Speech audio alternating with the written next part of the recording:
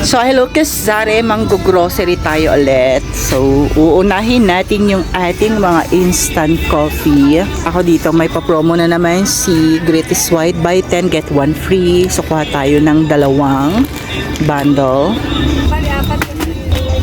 Tapos dito naman sa ating yung ating swak pack na Bear Brand. Ito, buy 10 get 1 free ulit. Kuha lang tayo ng dalawang bundle.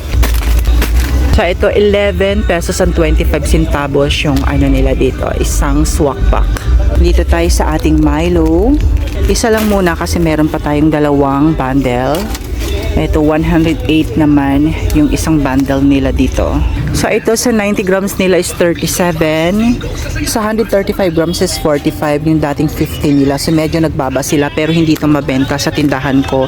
Yung swak pack yung laging hinahanap nila kasi ito yung affordable para sa kanila. So dito tayo sa ating Coffee Co Brown na twin pack. Kuha tayo ng dalawang bundle. So ito naman sa Coffee Co Blanca na twin pack, meron silang Power Parapol, ayun, only cash araw-araw. So ang mananalo is 1 million pesos. So try natin. So ito yung pinakamabenta sa ating munting sari-sari store. So kumuha tayo ng mga 7 bundle. 1, 2, 3, 4, 5, 6, 7. So ayan, dinamihan natin kasi ito po yung ating best seller, yung Coffee Co Blanca na twin pack, tsaka yung ating Coffee Co Blanca na single. Kuha lang tayo ng dalawang bundle. Ito naman sa ating Coffee Co Black, hindi muna tayo kukuha kasi meron pa naman doon. So yung mga dapat na mga mabili yung ating inuuna. So dito naman sa ating Greatest White na single, ayun, may pa-promo sila ulit, buy 9 get 1 free. True ba?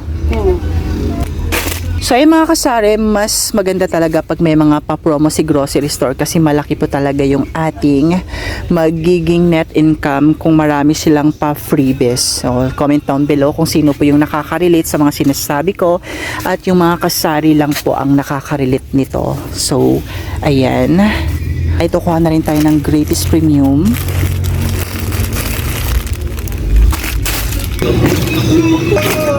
Ay, wala silang Nesty Apple. Ang meron sa kanila is Honey Blend pero hindi ito mabenta sa akin.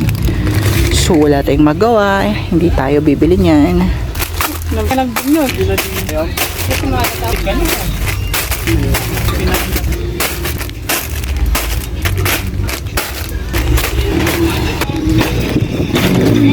So dito naman tayo sa mga candy.